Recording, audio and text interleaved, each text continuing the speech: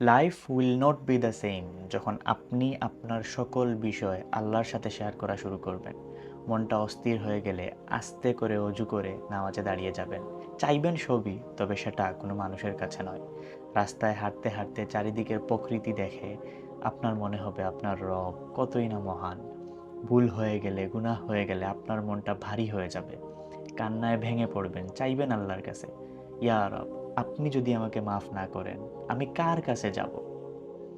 আপনার পকেটে টাকা না থাকা সত্ত্বেও সামান্য কিছু টাকা দান করলেন শুধুমাত্র এই জন্য যে হয়তো এটা দেখে আমার রব আমার উপর খুশি হয়ে যাবেন।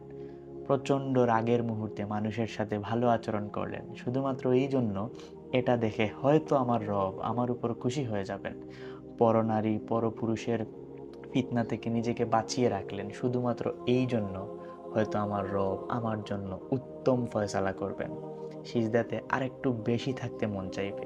এই সকল জিনিস যখন আমরা করা শুরু করব, life will not be the same. হয়তো আমাদের জীবন সহজ হবে না, কিন্তু মিনিংফুল হবে।